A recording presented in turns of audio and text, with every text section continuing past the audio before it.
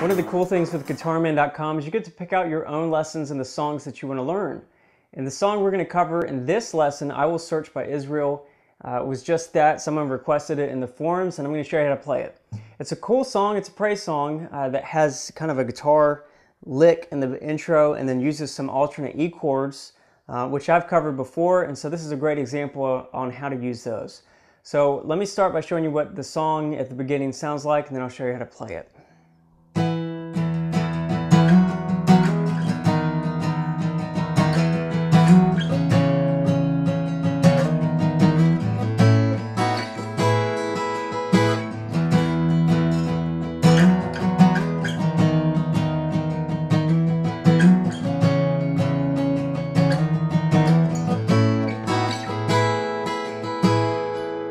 So that's the intro to the song, and what it is really just octaves with the droning low E. And so for the octaves, you're going to have your pointer finger 5th string from the bottom on the 7th, and then you're actually going to mute out everything else with that pointer finger, and then your ring finger is going to get 2 strings below that, so it's the 3rd string on the 9th fret. So you end up with that low E ringing out. You can hear that 7. This guy in the middle is muted, your D string is muted, you don't want to hear it, and then your ring finger gets the octave. So this chord actually is 3 octaves of E. So when you're strumming it, you actually want to have your strum where you're not strumming all the way down, because you don't need a strum that covers all the strings. You can actually kind of arc it where you're coming up on the 3rd string.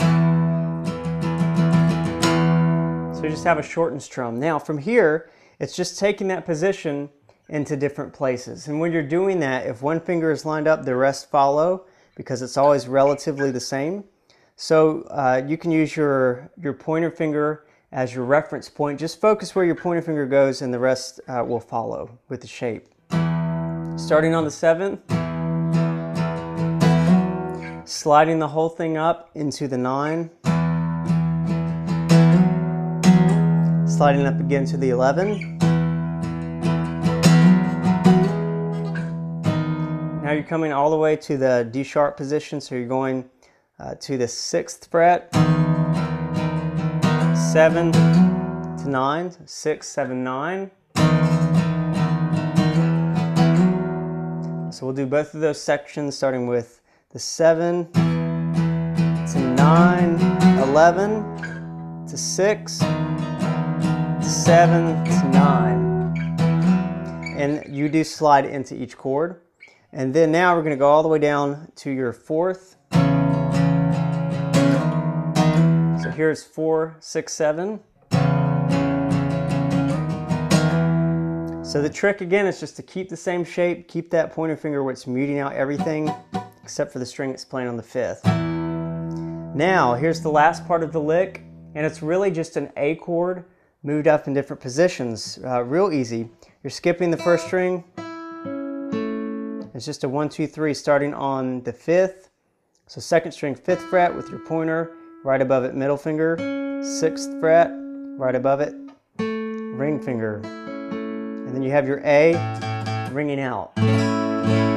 This is just an A alternate chord, nothing special about it. It actually comes from the bar chord, where you're letting off the bottom 2 and letting your bass note just come naturally from the 5th string.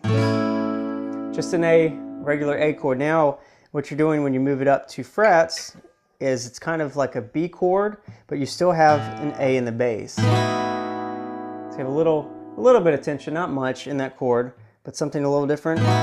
And then when you move it all the way up to where your pointer finger, which is now the 7th, goes to the 12th.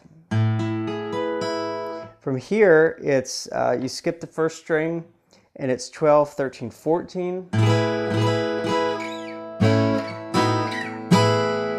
And the timing of it will be a down strum, an up strum, and down strum. Now this chord up here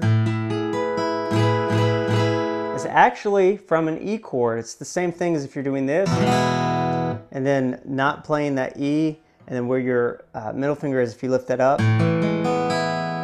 So I guess it could be an A sus2 major 7 chord, or you can think of it as an E chord with an A in the bass.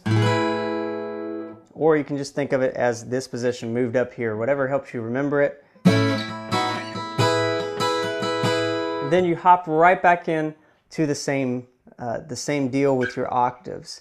Also, one thing you can do, so that's the intro of the song. You can also use what you're doing for these octaves as the verse, but in another lesson I'm going to review some of these alternate E chords and how to play the rest of the song.